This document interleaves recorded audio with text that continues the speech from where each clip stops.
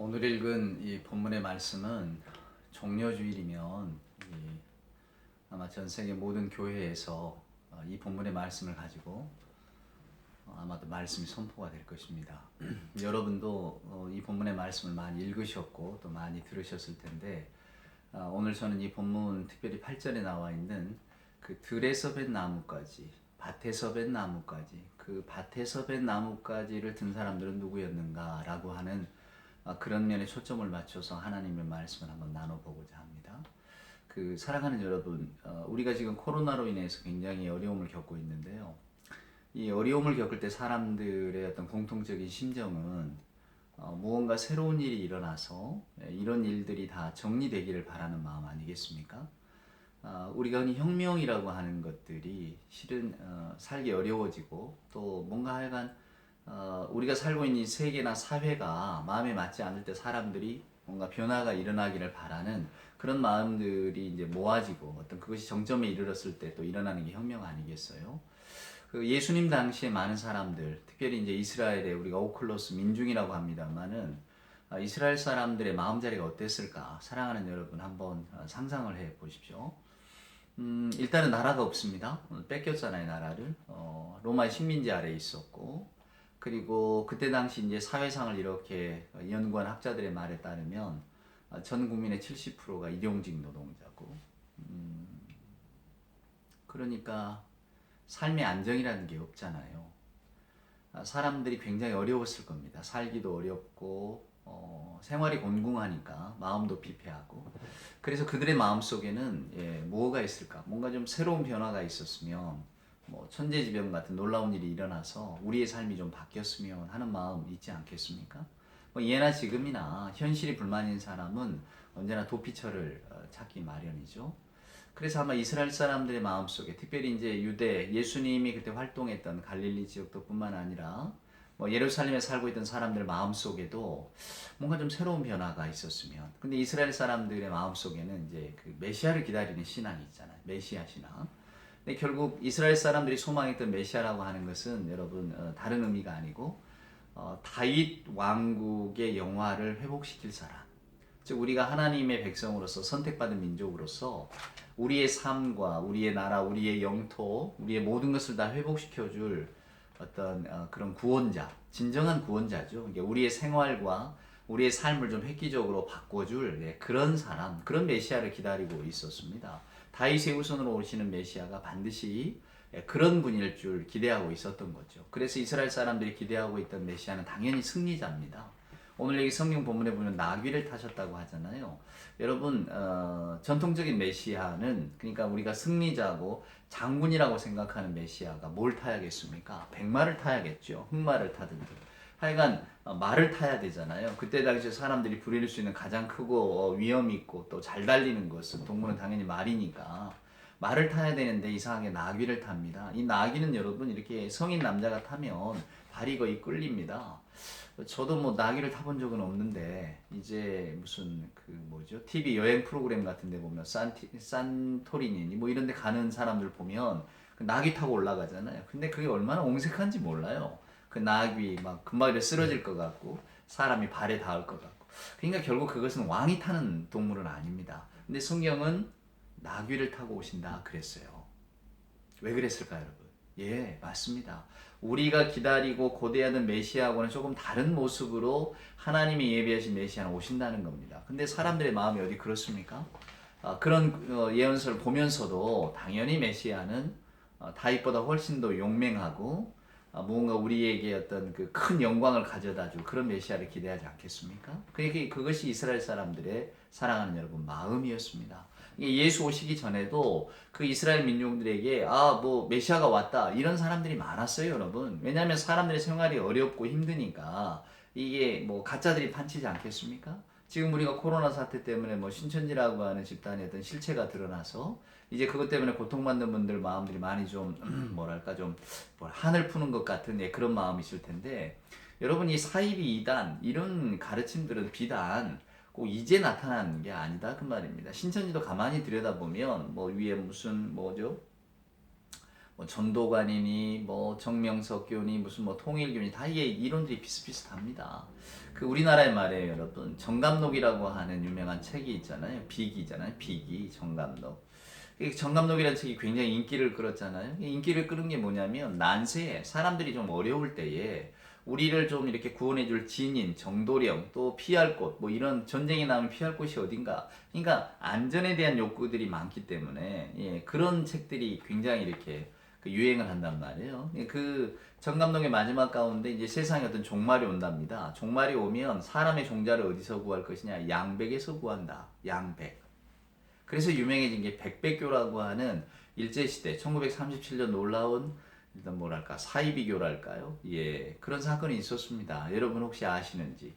놀라워요. 그 한 300여 명 이상 되는 신도들을 죽이고 생매장하고 막 그래서 일제가 그것을 빌미로 삼아서 이제 우리나라의 많은 어떤 그 뭐랄까 신흥 종교들 탄압을 시작을 했는데 물론 거기에는 어떤 민족적인 독립운동을 하는 단체들도 포함이 되어 있었죠. 1930년 통계를 보면 우리나라에 한 55개 정도의 사이비 집단, 약 10만 명 정도의 그 교도들이 있었다고 하니까 놀랍죠. 근데 이 백백교가 참 재밌어요. 그 아까 말씀드린 대로 난세가 오면 사람의 종자를 백백에서 양백에서 구한다. 그래서 거기서 따서 이제 백백이거든요. 그래서 이제 그 사람들은 백백백의 적적적 이 주문을 외운답니다. 그 주문을 외우면 이제 무병장수하고 또 환란도 피해가고 여러분 멀리 가실 것도 없어요. 지금 어떤 그 뭐랄까 정당의 단체 그 정치인 하나가 자기 이름을 외우면 뭐 부르면 뭐 코로나 바이러스 다 없어진다 그랬다면서요.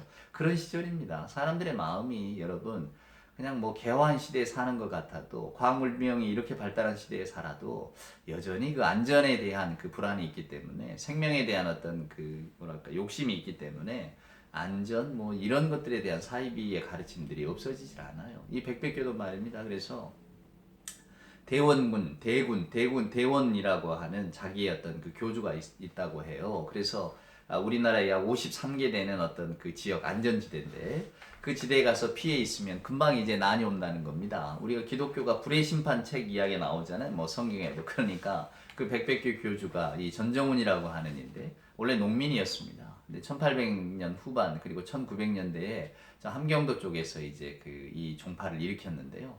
나중에 이제 이 사람이 죽고 그 아들들이 서로 이제 뭐 서로 죽이고 재산 싸움 나고 뭐 이래서 그의 둘째 아들인가 전해룡이가 하는 이가 가평에다가 공교롭게도 가평이 좋은가 봐요. 저도 1998년에 가평 화학산에서 1년 동안 군종 목사 생활을 한 적은 있는데요.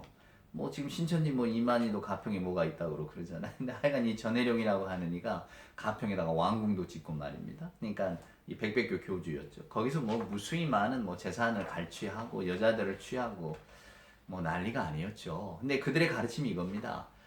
서양은 불의 심판을 받는다면 우리는 이제 물의 심판을 받는데 이 물의 심판을 피할 곳이 금강산이래요. 그래서 금강산에 가서 피해 있으면 이제 대원이 자기 신들이 강림할 때에 거기에 피한 자들은 다 구해준다는 거죠. 재밌는 거는 세상이 종말이 오면 말입니다.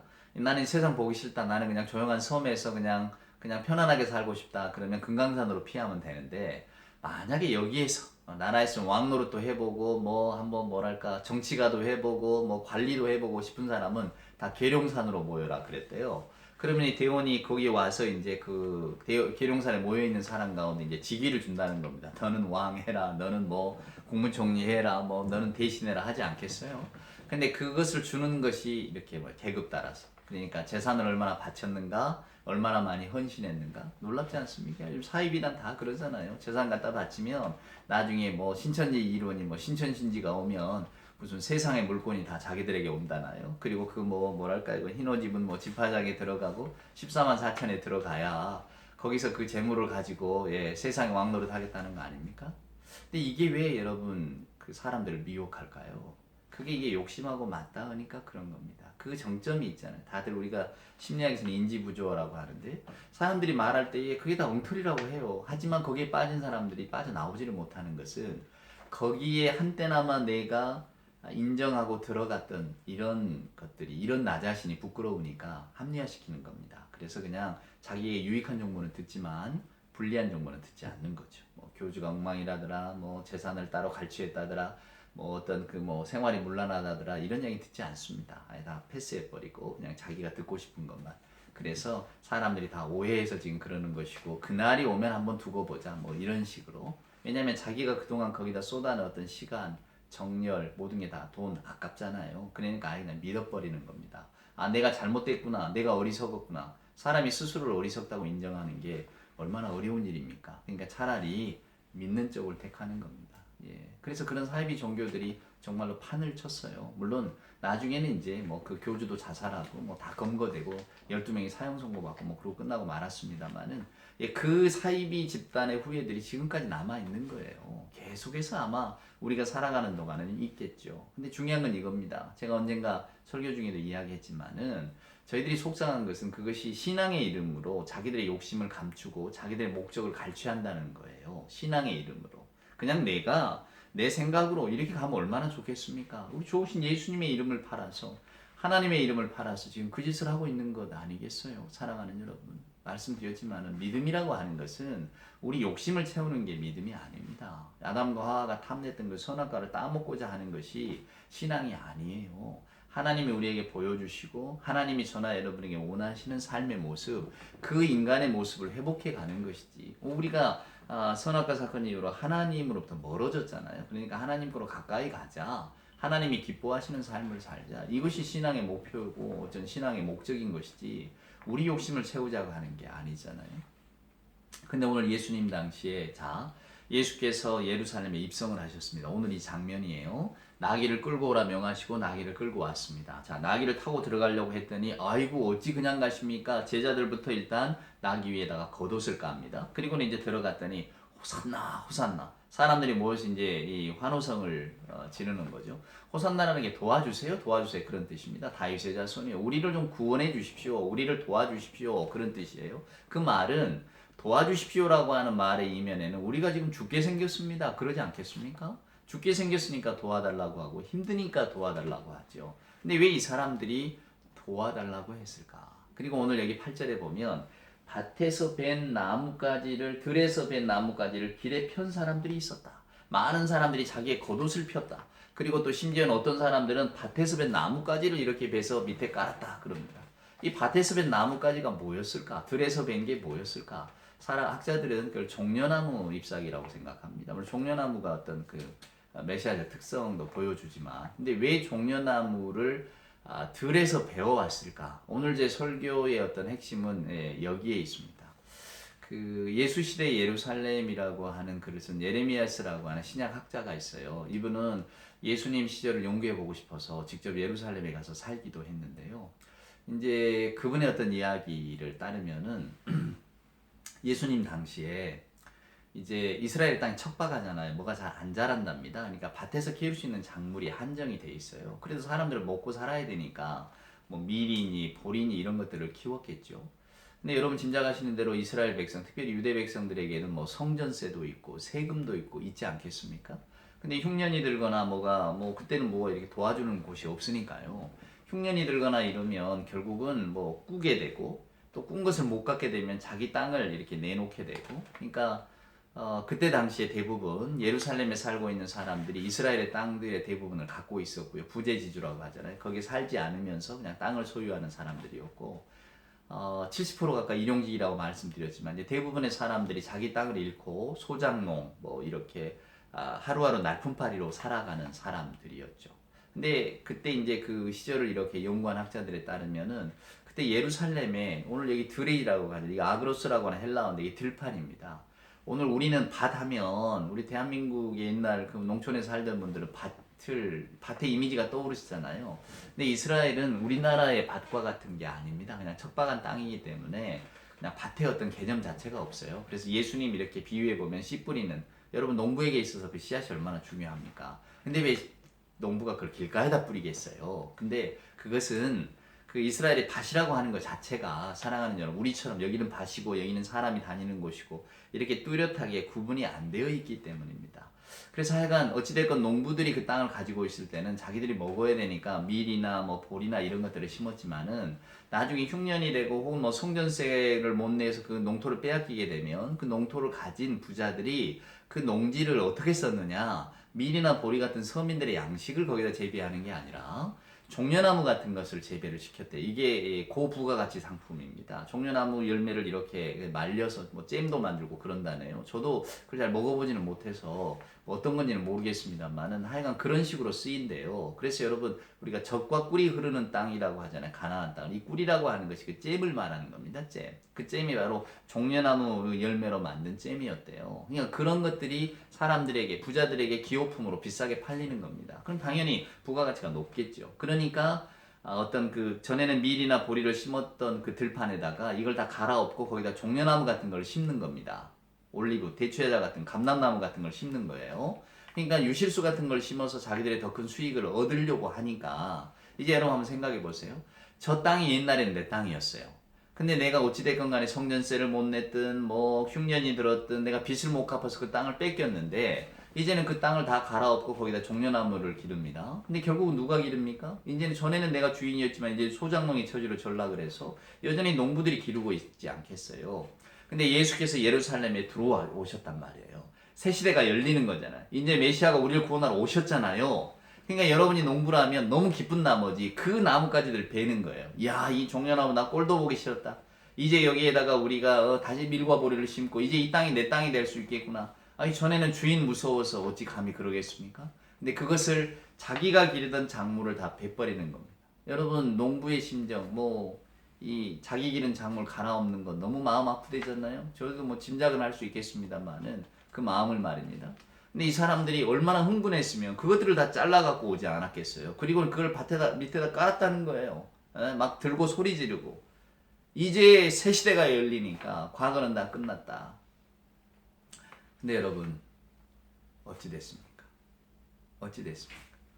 더글라스 오크만이라고 하는 신약학자가 과연 그 농부들이 어찌 됐을까 질문합니다. 왜 그 사람들이 그걸 잘랐을까?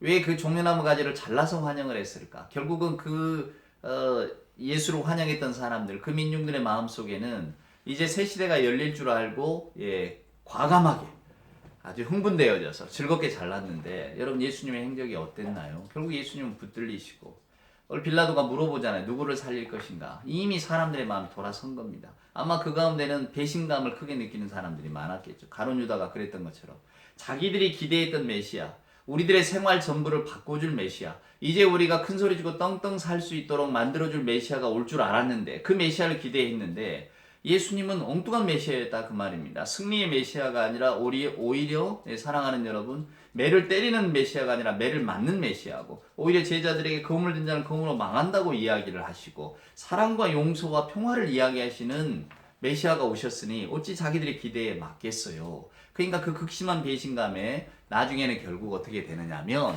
결국은 사랑하는 여러분 예수를 십자가에 못 박아라고 목소리 외쳐 이렇게 뭐랄까요 예수를 십자가에 못 박으라고 하는 사람들이 되는 거예요. 그 사람들이 불과 일주일 전에는 종려나무 가지를 흔들었던 사람들이거든요, 여러분. 이게 놀라운 겁니다. 종려나무 가지를 흔들었던 사람들이 불과 며칠 사이에 왜 이렇게 변했을까? 왜 예수를 십자가에 못 박으라고 하는 사람들도 변해버렸을까? 사랑하는 여러분, 우리는 이것을 곰곰이 생각해야 됩니다. 왜 그럴까? 자기들의 기대에 맞지 않는 메시아였기 때문입니다. 오늘 저는 여러분 종려주일에 예수님의 실은 복음서를 읽어보면 모든 것이 다 이 예루살렘 입성에 맞춰져 있거든요. 예수님의 예루살렘의 그 일주일 행적에 아주 복음서는 철저하게 그것을 그 기승전결이라는 그게 클라이막스입니다. 그러니까 예수님이 십자가를 향해서 올라가시는 일들이에요. 그 여정을 복음서는 처음부터 이렇게 쭉 기록해 놓은 거기 때문에 이 예수님의 종려주일에 입성하신 것 요거부터가 이제 클라이막스로 들어간단 말이에요. 이게 가장 중요한 장면이에요. 근데 그 가장 중요한 장면의 초입에서 예수님을 환영했던 사람들이 예수를 못 박으라고 하는 사람들로 돌변했다는 사실이 오늘 저나 여러분의 종려주일의 의미를 새롭게 되새기게 합니다. 자, 여러분, 우리도 다 마라나타, 주님 오시옵소서, 주님 오시옵소서, 마라나사, 주께서 오셨습니다. 초대교회에 예배 시작할 때 예배송이 그랬대죠. 맨 처음에는 마라나사, 주님 오셨습니다. 그리고 마지막 끝날 때는 마라나타, 주여 어서 오시옵소서. 맞습니다. 우리는 종말론적 메시아 공동체입니다. 세상의 종말에 우리 주님이 오실 거라고 기다리는 공동체예요. 근데 왜 사랑하는 여러분 오늘 마가복음에 등장하는 사람들은 예수를 십자가에 못 박으라고 외치는 사람들로 변해버렸을까? 혹시 이 사람들의 모습이 우리가 아닐까를 생각해 보셔야 됩니다. 이게 종려주일의 의미입니다. 우리 역시도 사랑하는 여러분, 예수는 어때야 한다라고 하는 생각이 있습니다. 우리들의 신앙, 우리들의 믿음, 우리가 생각하는 하나님, 우리가 생각하는 예수, 사랑하는 여러분. 예.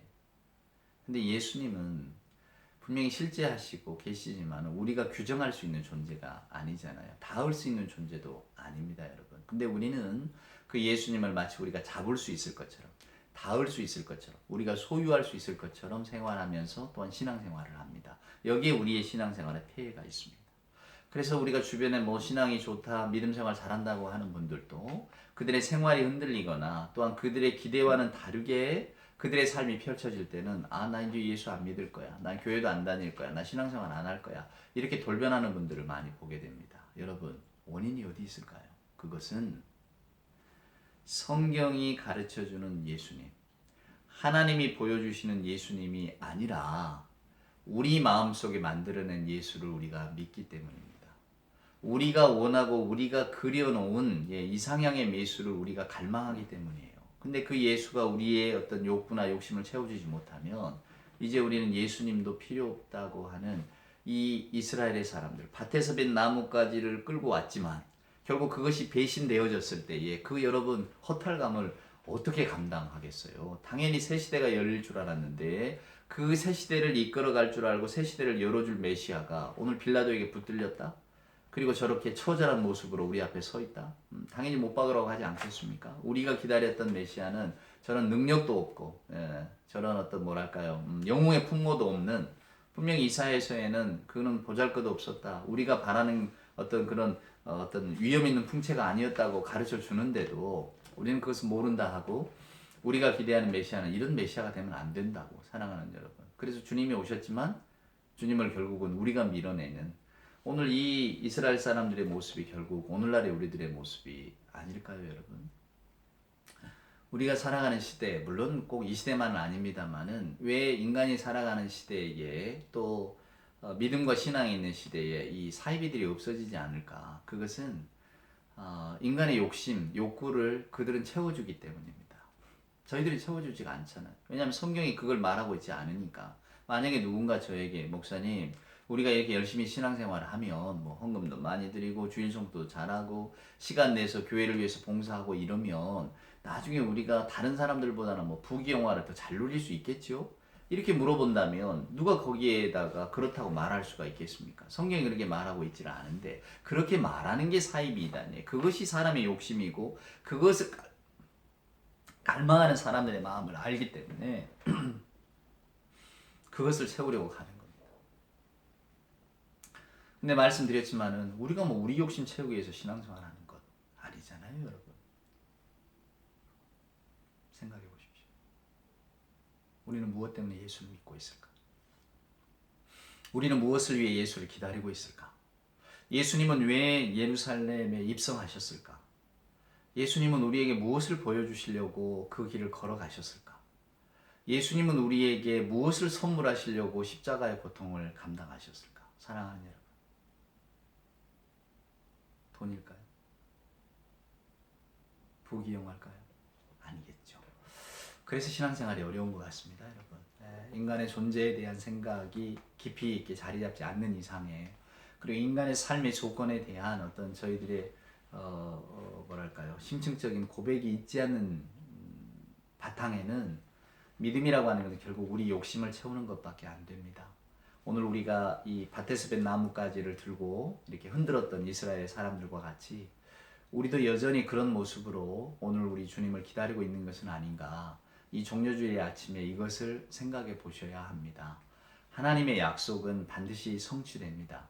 근데 그 약속이 저와 여러분이 바라고 기대하고 우리가 그저 저희들의 약속이다 저희들의 기대라고 하는 것은 기껏해야 이 우리가 경험하는 이 3차원적 세계에 머물러 있는 것이잖아요. 언젠가는 없어지고 언젠가는 사라질 것들, 영원하지 않은 것들 하나가 채워지면 또 역시 하나가 갈망되어지는 영원히 채울 수 없는 그런 욕심들의 뿌리를 내리고 있는 사랑하는 여러분, 그런 소망들을 기껏 우리가 이루어 달라고 주님을 기다리고 하나님을 믿는 것이라면 이 종려주일 아침에 다시 한번 깊이 생각해 보셔야 합니다. 하나님의 길은 언제나 윗길이잖아요. 우리는 우리 인간의 수준으로 하나님의 약속과 하나님의 사랑과 하나님의 구원을 생각했어야 되겠습니까? 하지만 하나님의 약속과 구원은 오늘 예루살렘에 입성하신 그리스도를 통해서 저와 여러분에게 다가옵니다.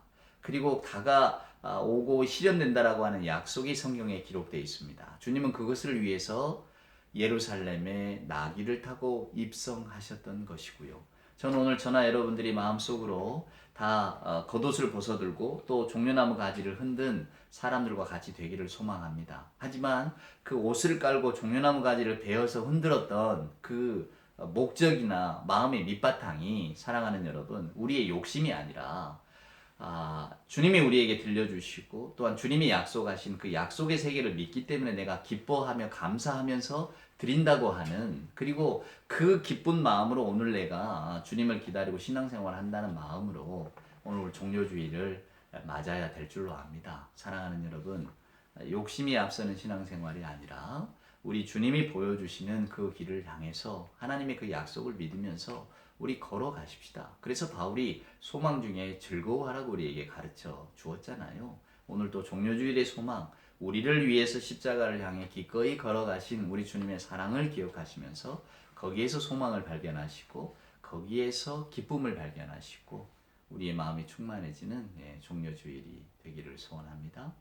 그래서 오늘 찬송가는 149장을 제가 골랐어요. 보통 고난주간에 많이 부르는 찬송가인데요. 이 가사가 얼마나 좋은지 모릅니다. 주 달려 죽은 십자가 우리가 생각할 때에 세상에 속한 욕심을 헛된 줄 알고 버리네. 우리의 신앙 고백 삼아서 찬송합시다. 주 달려 죽은 십자가 우리가 생각할 때에 세상에 속한 욕심은 헛된 줄 알고 버리네. 죽으신 구주 밖에는 사랑을 말게 하소서. 보혈의 공로 힘입어 교만한 마음을 버리네. 온 세상 만물 가셔도 주내 못 따갑겠네.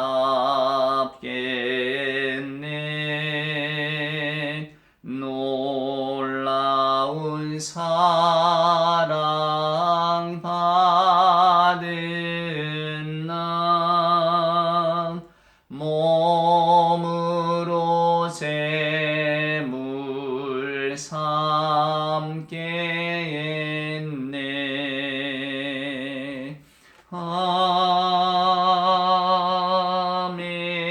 아멘. 축복합니다. 이제는 그리스도 예수 그 크신 은혜와 아버지 하나님 만극하신 사랑하심과 자비하신 성령님의 함께하심이 주달려 죽은 십자가를 생각할 때에 세상에 속한 헛된 욕심을 내려놓고 종려나무 가지를 베어 길에 깔았던 그 이스라엘의 사람들처럼 기대에 어긋난다고 주를 의심하고 부인하며 또한 내 욕심 따라 주님을 믿기를 소원하는 그런 어리석은 마음들을 오늘 내려놓고 회개하며 종료주일의 참 의미를 되새기는 예배하는 사랑하는 주의 자녀들 머리머리 위에와 저들의 신앙생활 위에 저들의 믿음 위에 저들의 모든 기도의 제목들 위에 주님 사랑하시는 우리 복된 공동체 위에 이제로부터 영원 무궁토록 함께하여 주옵기를 간절히 축원하옵나이다. 아멘.